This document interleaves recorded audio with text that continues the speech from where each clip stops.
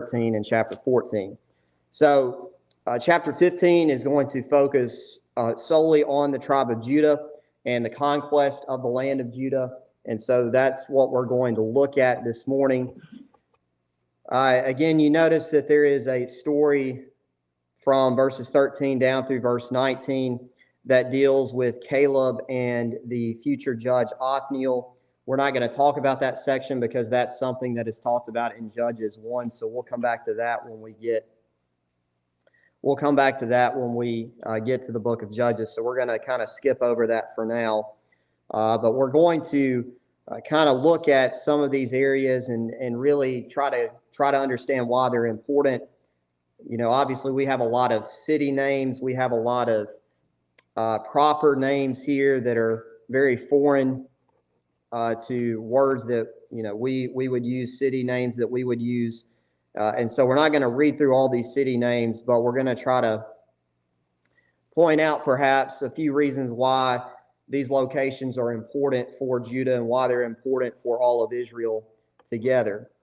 And when it comes to our key points, we're only going to think about one key point, or at least for the purposes of this class, I'm only going to emphasize one key point that stands out to me about chapter 15, and it's really going to tie into, in large part, what Judah's purpose will be for the entire nation of Israel.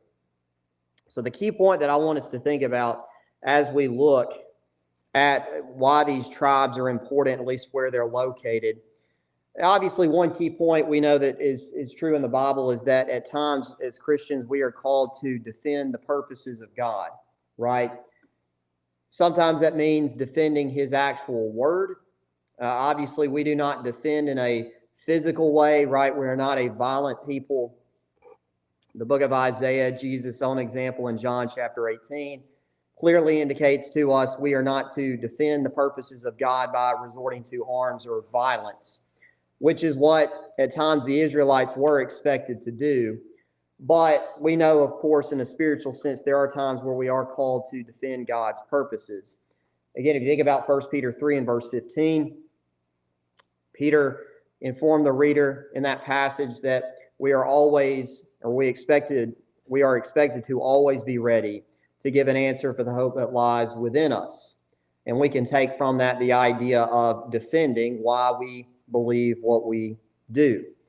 Again, that also includes the idea that at times we defend what we also practice, right?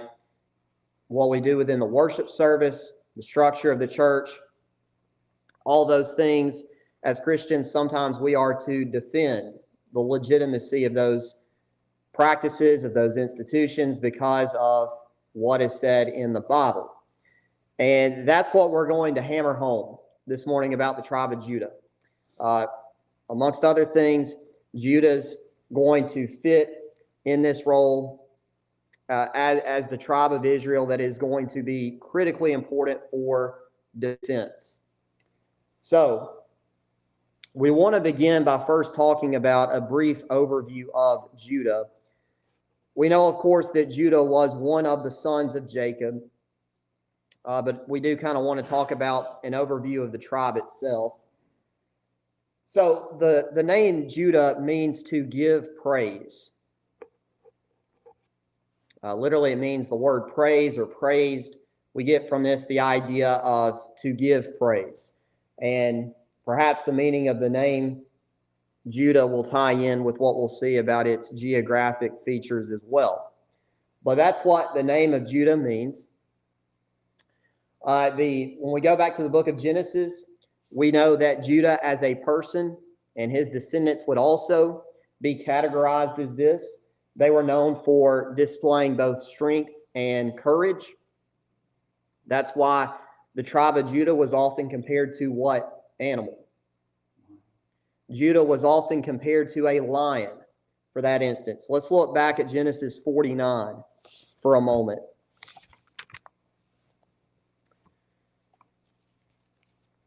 Where Jacob talks about his descendants, or at least talks about his sons, and again is in this process of blessing the descendants as well. But again, notice Genesis 49, beginning in verse 8. Judah, you are he whom your brothers shall praise. Your hand shall be on the neck of your enemies. Your father's children shall bow down before you. Judah is a lion's whelp.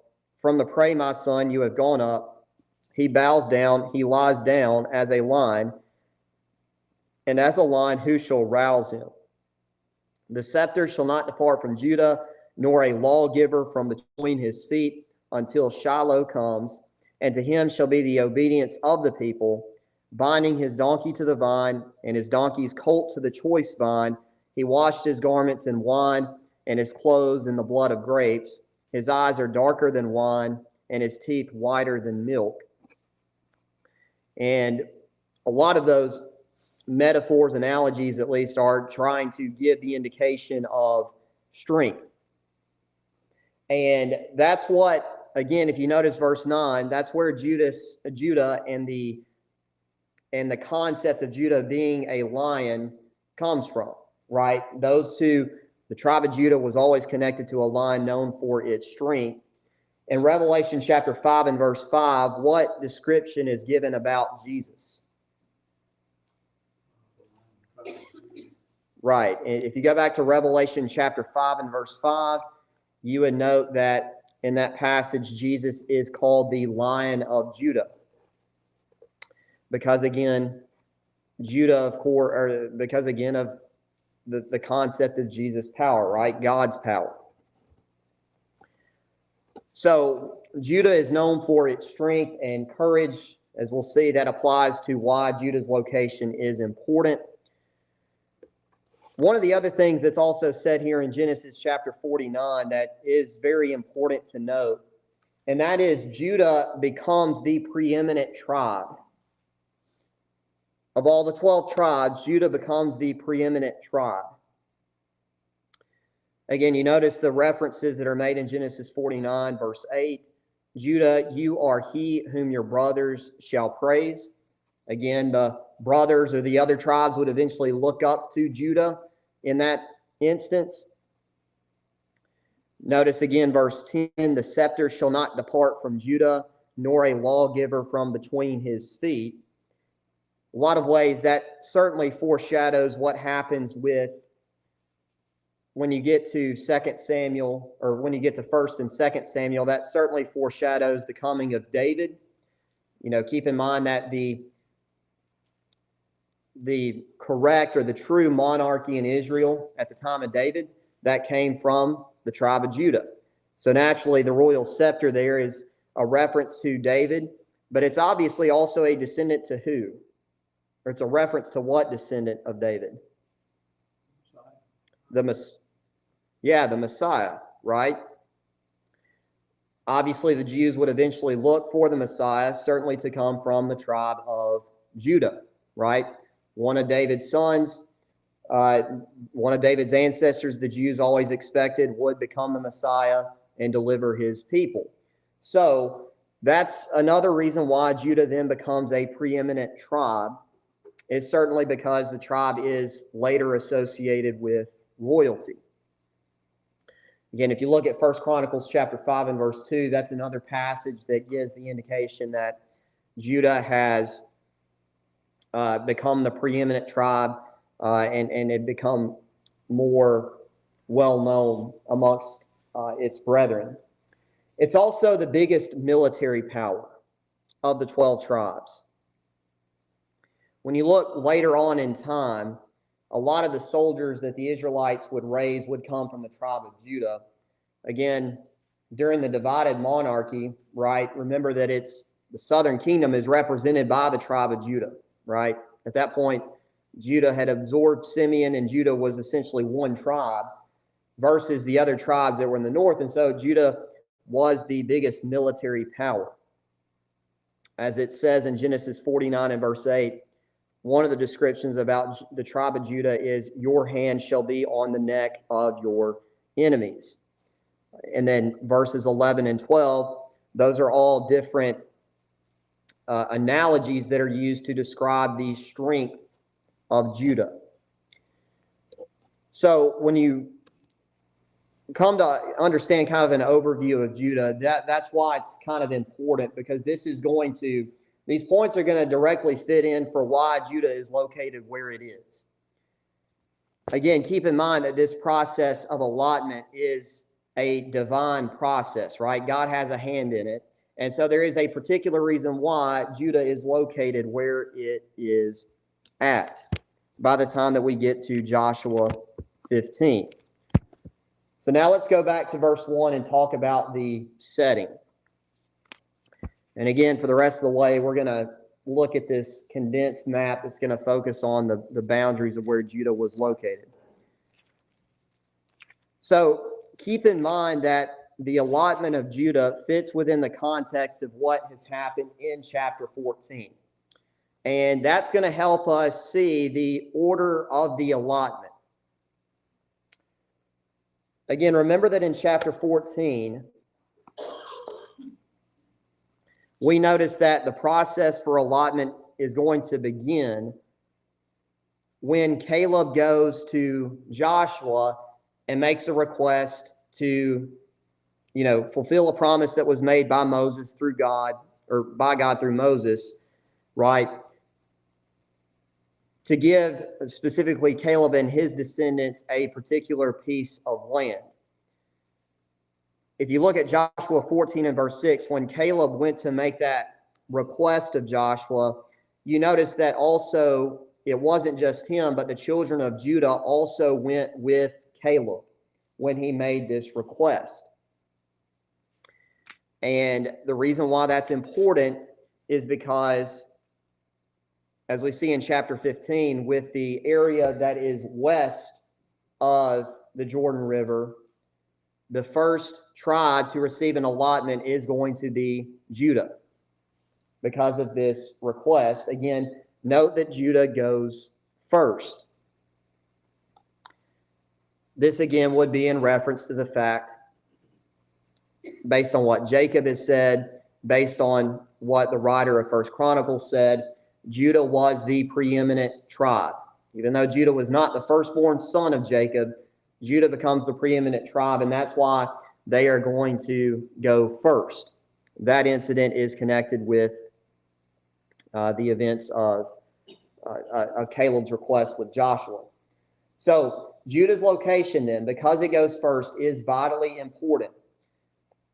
I don't have a zoomed out map of Israel, but if you've got a zoomed out map, it might be helpful to look at it.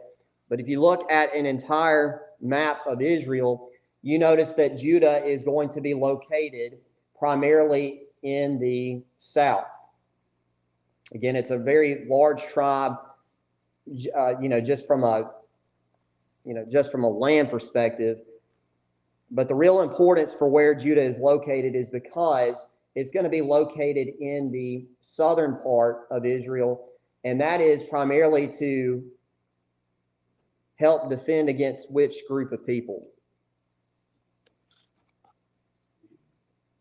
Edom. There are really three people: Edom, Egypt, and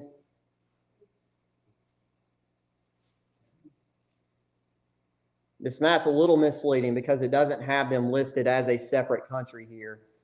But who lives right here? The Philistines. Judah's location is important because, one, it is a military power. It's the strongest militarily of the 12 tribes. At least it has that reputation. But its location is vitally important because it's going to serve as the main defense against possibly attacks from the Egyptians, who are not on this map, but they are essentially over here, right? Who would then come up by way, most likely, of the Mediterranean Sea if they wanted to attack Judah. Judah's located to deal with the Egyptians. They're located to deal with the Edomites off to the southeast. And then, again, the map does not indicate this, but at the time, this is where the Philistines are located, right? And so all three of those different enemies of Israel, Judah is going to be the first line of defense. That's why its location is important. So let's talk now about the areas of allotment. And again, we're not going to look at all these cities and all these proper names in a great amount of detail. But we notice that really verses 2 down through verse 12 are going to give us an idea of where the borders of Israel are, or where the borders of Judah are. And again, as we talked about, the reason why there's a lot of why there's a lot of description here about the extent of these borders is certainly because, at this point in time, you don't have like you do today where you have signs that mark the border of different states from each other, right? You go on 22 and you go into Alabama, you got that welcome to Alabama sign. You don't have that, right, during this time period. And so that's why there's a lot of description that's given here about these about the borders. But verses 2 through 4 begin by looking at Judah's southern border, or verses 2 through part of verse 5 looks at the southern border. This is the same southern border that is mentioned in the book of Numbers for the overall tribe of Israel. Again, that helps us understand that Judah was indeed the southernmost tribe of Israel. And again, I emphasize the reason why that border is important. It's the reason why Judah is located here is because, again, at this point in time, the greatest foreign threat that the Israelites deal with is not the Assyrians, it's not the Babylonians who are off to the north and the east, it's the Egyptians, and it's really the Edomites and the Philistines, as we'll see in the book of Judges and in 1st and 2nd Samuel, right? And so defining those southern and eastern borders is going to be very important for, again, reemphasizing Judah's importance to its defense. Again, the northern border, which is described really in verse 5 all the way down through verse 11. That border, while it is defined here, over the course of time, it basically grew. And we're not necessarily sure why Judah's northern border grows.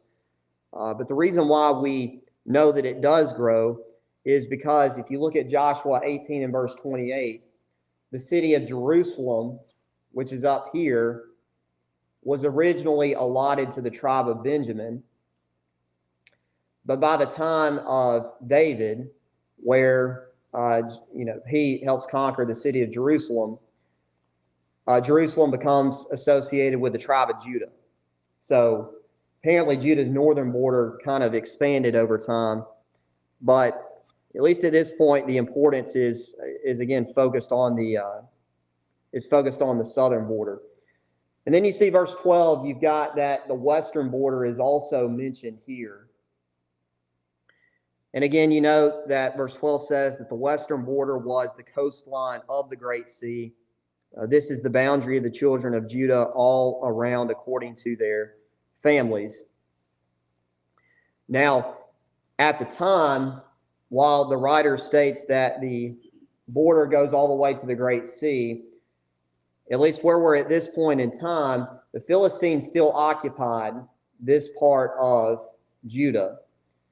And really what the writer is doing is perhaps foreshadowing what happens later in Israel's history, where again, because of the military power of David's kingdom, David eventually does deal with and defeats the Philistines, right, and subjugates them.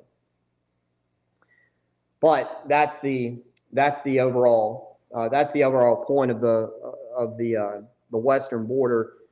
Again, sometimes it's kind of easy to define these borders, right? Sometimes you have a geographic feature that kind of helps you out with that. Today, Mississippi's western border is defined by what natural feature? You've got the Mississippi River, right? And so if you go to the Mississippi River, you know where Mississippi's western border is. Much in the same way for Judah, right? Its western border is clearly the Mediterranean Sea, as well as to the east, to an extent, the Dead Sea. And so sometimes you can obviously identify the boundaries of a territory or of a country based on, those natural geographic features. So verses 2 through 12 give us an indication of where these borders are located. Again, that would be more so helpful for people at this time to kind of understand, right, Judah's dimensions, right? And so knowing where to go, at least having an idea of geography is kind of important for living back then.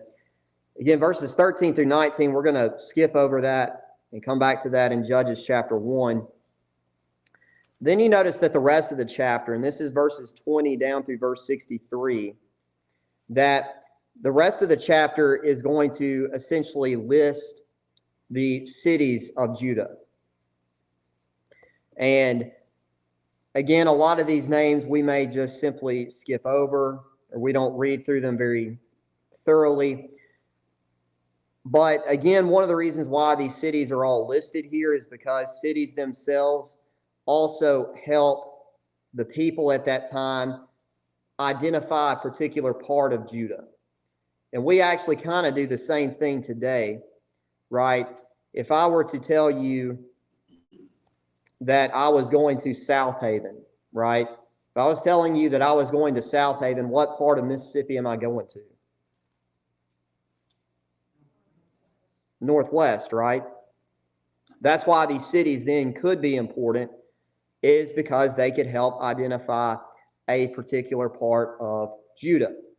And what you're going to see, beginning really in verse 21, but you see this in verse 33, verse 48, and verse 61, these cities are going to be broken up into the geographic areas of the tribe of Judah.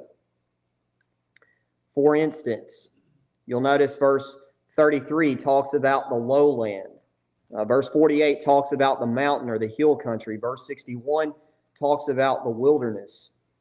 And that would also help people in Judah, people in Israel, kind of identify where these places are located. Again, we do the same thing in Mississippi, right? If I were to tell you that I was going to the Delta, where am I going in Mississippi? I'm going to the western part of Mississippi. If I were to tell you that I was going down to the Pine Belt of Mississippi, where am I going to? South Mississippi, right down in Hattiesburg. If I was to tell you that I was going to the Gulf Coast, right, means I'm going down to Biloxi or Gulfport or Pascagoula. That's why these cities are then broken down into these different broader geographic areas, is again because it's going to help people identify where these places are located. Because obviously people, had to travel, and, having an identity of where these places are located could certainly become helpful. The other thing, and I don't have this up here about why this is important, we talked about this in the book of Ezra, but obviously the location of these cities are important. Much further in Israel, or much further in Judah's history, when it came to the people resettling the land and knowing where to go. That's why all these lists of cities and the tribes becomes important for them. Maybe not so much for us, but it did have an importance at one point in time. So we're just going to look at a broad overview of where these areas are, and again, why they're important.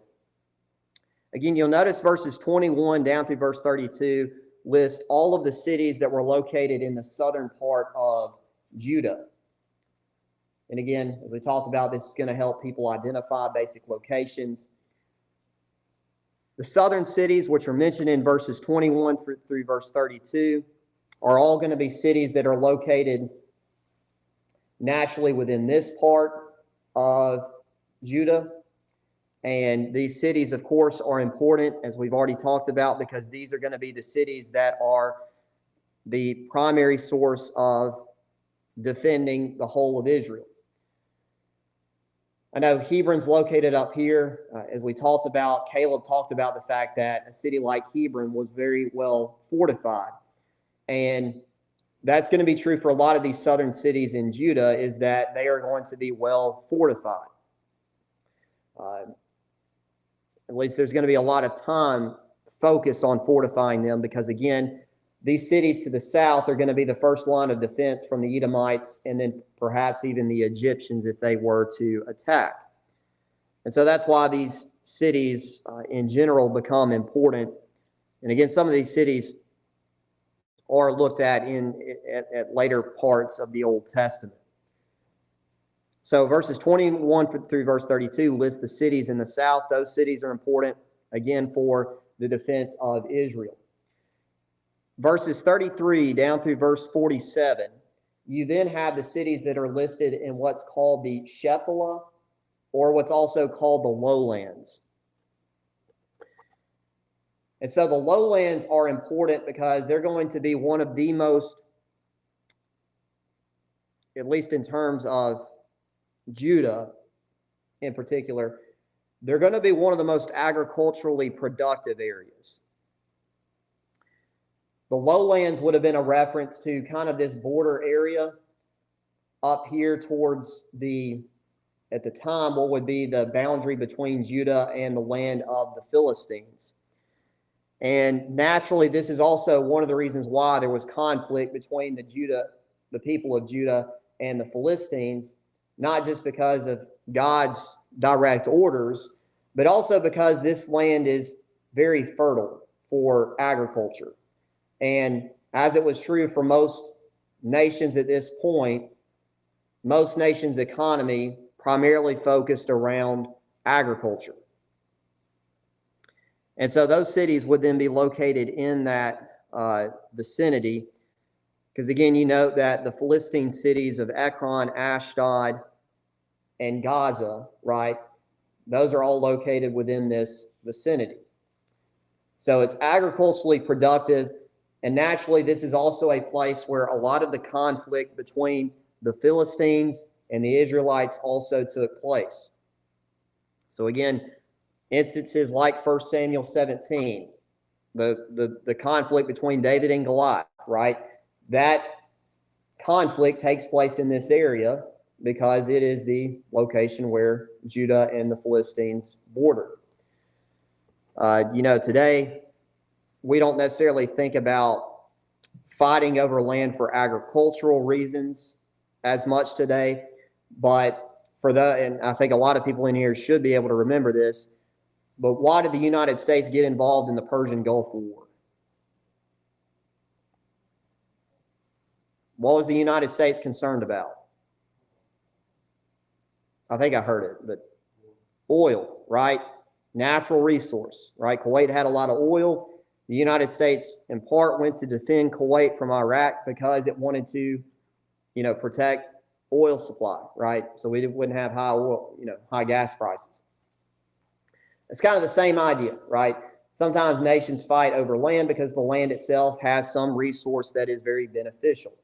So the lowlands are important for that reason for Judah.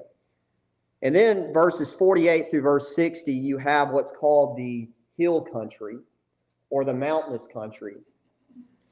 And that's going to be this area kind of in the northern part of Judah. And its primary significance is spiritual in purpose.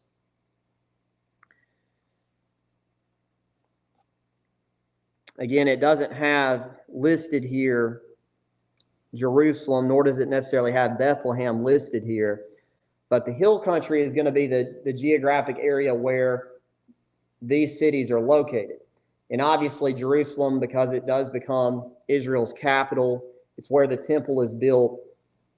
The Israelites associated the mountain country in Judah as a very spiritually important part of Israel in particular,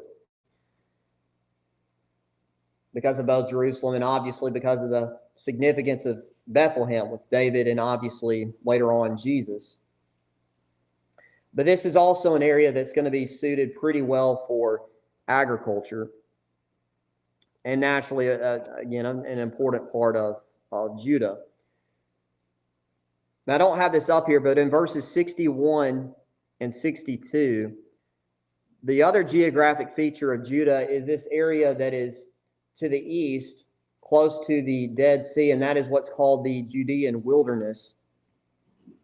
And again, this is going to be a location where not as many people are going to live because it is not as fertile as the lowlands or the hill country, and it's not necessarily as vital of a defense as the southern border. That's why in verses 61 and 62, that's why you don't have as many cities listed here, is because this is not an ideal place to live, right? If you go to California, you don't see a whole lot of cities that are built in Death Valley, right? All the cities are built primarily on the coast because that's the more ideal place to live. It's a similar idea here with how Judah developed. And then the last thing that is said is this note, verse 63, as for the Jebusites, the inhabitants of Jerusalem, the children of Judah could not drive them out, but the Jebusites dwell with the children of Judah at Jerusalem to this day. So whereas Judah's significance to the nation of Israel, or to the nation of Israel at this point in time, was that it was its main line of defense from foreign threats, what we do see is this qualification given in verse 63 that it was not able to drive out the Jebusites who resided, again, around what becomes the city of Jerusalem.